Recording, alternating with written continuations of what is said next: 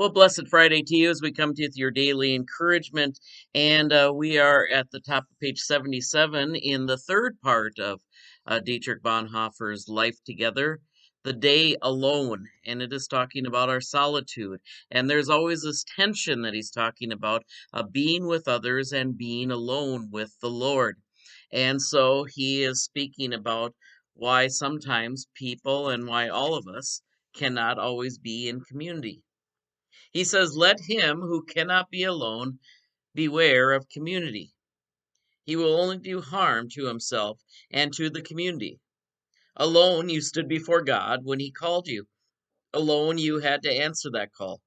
Alone you had to struggle and pray. And alone you will die and give an account to God. You cannot escape from yourself, for God has singled you out. If you refuse to be alone, you are rejecting Christ's call to you, and you can have no part in the community of those who are called. Quote, the challenge of death comes to us all, and no one can die for another. Everyone must fight his own battle with death by himself alone. I will not be with you then, nor will you with me. And that is a quote from Luther. That is kind of something a little unnerving that we have to come to terms with. A lot of times, in fact, quite appropriately, it is when we come to funerals. We love our loved ones. We want to be with them, and we want to have that fellowship and community of those whom we miss. But we are reminded that that walk is alone. But it is, and a comforting thought, it is not completely alone. It is with the Lord. But it is a reminder that at first our journey begins by ourselves with a specific call. And that call, at least in our Lutheran tradition, comes from baptism. But you might say, isn't baptism done in front of the public, especially with our parents, if not others, sponsors and things? And that is true. It is a public act, but it is a personal call. And it's not the last personal call that we have. Another important sacrament we celebrate is Holy Communion. And in Holy Communion, after we have been baptized, we are individually called to either kneel or stand and receive individually with the word spoken to you, this is my body and this is my blood. Now, even when our other public acts that we are done together, one could be confession, which is both communal and individual. But all of these have both dimensions. And once we lose both dimensions, they become a problem. You see, liturgy is not just about repeating the words that someone else gives us. It is not just about participating in a group worship, which is what we're called to do at least once a week, if not regularly, as it says in Hebrews, as unfortunately some have gone out of the habit of doing. We are called to those public events, but it is first and foremost an individual call. Even when we have relationships, whether it be a marital relationship, or in my case, it is a pastoral relationship. It is, yes, a communal relationship. It is affirmed by a vote of the community of faith.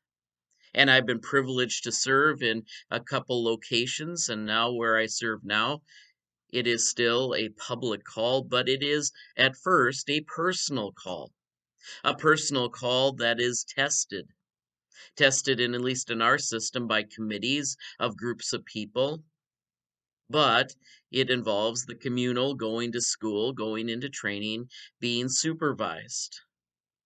So there is always that balance. And so what Dietrich Bonhoeffer is doing in each of these sections is to make sure that both aspects of our life are balanced, whether it be our communal time together, as we had in the second chapter, or our individual time alone, which involves our own personal call.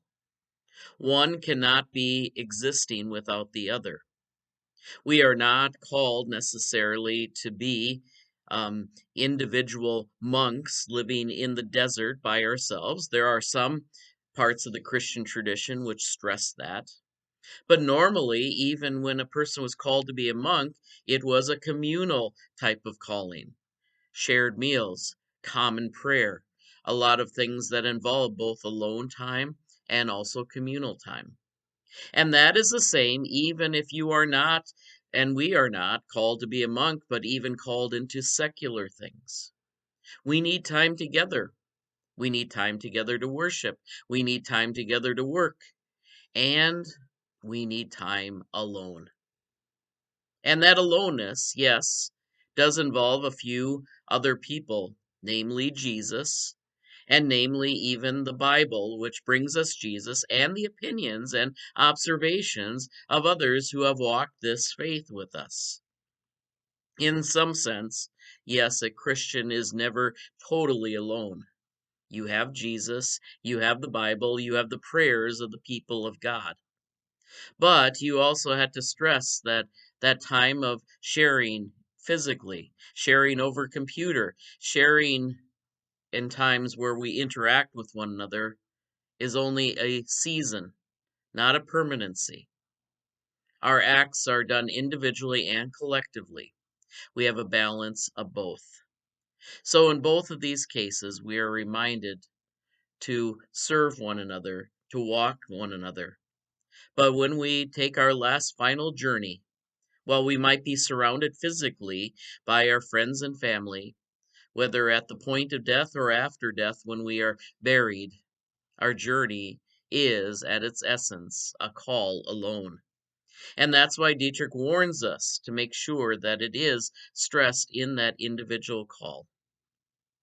Throughout the years, there have been theologians that like to stress that individual versus the collective. One of my most famous dichotomies of that was found in Denmark, where the two most famous theologians stressed both aspects of that call. One of the most famous was Søren Kierkegaard, the famous um, uh, existential theologian. And of course, a lot of his thought was involving the individual as opposed to the crowd. You must make a decision individually, sometimes against the crowd, sometimes on your convictions. Where the other famous theologian of Denmark, Grundtvig, who I had the privilege of preaching from his pulpit in the Vartov in Copenhagen, stressed the communal side of things, the liturgy, the common coming together. Now, there was an individual side to Grundtvig, and there was a communal side to Kierkegaard. If you went totally in each direction, you got off balance.